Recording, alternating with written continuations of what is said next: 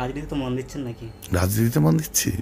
আপনার কাছে হেভিওয়েট মন্ত্রীরা আসছেন বা নেতা পদপ্রার্থীরা আসেন, কারণ ফুরফুরা শরীফ সবার জন্য অবধারিত দ্বার।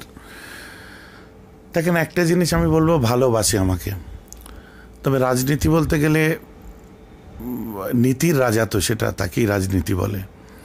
তো প্রকৃতপক্ষে নীতি আদর্শকে ঠিক রেখে আপনি রাষ্ট্রের ক্ষেত্রে বলেন, রাজ্যে আমাদের দেশের ক্ষেত্রে বলেন, আর বিধানসভার কথা বলেন, আর পঞ্চায়েত যাই বলেন, লোকসভার কথা বলেন, তো সব ক্ষেত্রে আপনার নীতির রাজাকে যদি রাজার জায়গায় বসিয়ে রেখে উপযুক্ত মানুষরা নেতৃত্ব দিতে আছে, তবেই মানব সমাজে বা দেশের ক্ষেত্রে সেটা অনেক শুভ বার্তা বহন করবে। আর ঠিক যদি তার উল্টোটি হয়, যেটা আমি আর্টিকেলও লিখেছি, আপনারা নিশ্চয়ই দেখেছেন, তাহলে সেটা আমাদের পোড়া কপাল।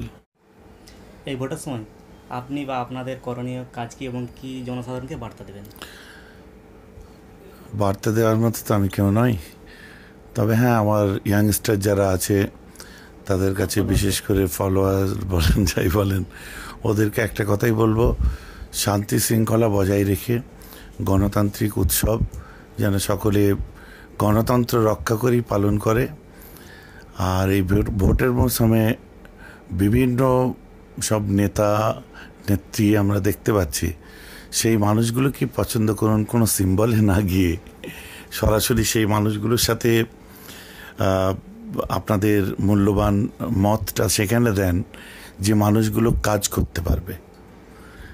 আর এই সময় আমরা দেখতে পাচ্ছি যে একটা হেভিওয়েট একটা ব্যাপার, সেটা অপব্যাখ্যা বলেই মনে হয় আমার, মিডিয়ার অপব্যাখ্যা। আমি বলে মিডিয়াকে দোষ দেবো না, তবে কথিত মিডিয়া তাদের এথিক্স হয়তো ভুলে যাচ্ছে, যে গণমাধ্যমে কাজ করতে গেলে একটা এথিক্স নিয়ে চলতে হয়। তাতে হেভিওয়েট কোন এথিকের মধ্যে পড়ে, সে আসলেই সে পদ্মশ্রী না পদ্মভূষণ, নাকি আপনার কি বলেন রাষ্ট্রীয় কোনো মর্যাদায় সে ভূষিত হয়েছে, বা নাকি মানুষ তাকে বানিয়ে দিয়েছে, বা স্বঘোষিত হেভিওয়েট, বা নিজেদের তৈরি করে নেওয়া।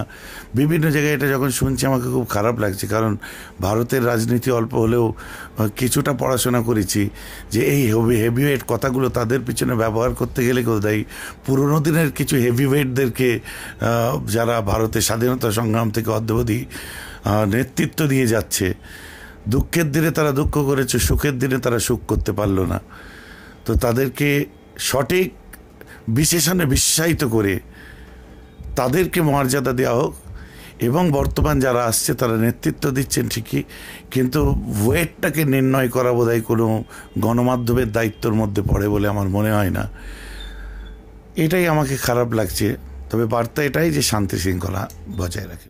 প্রধানমন্ত্রী হিসাবে কাকে দেখতে চাচ্ছেন আপনি?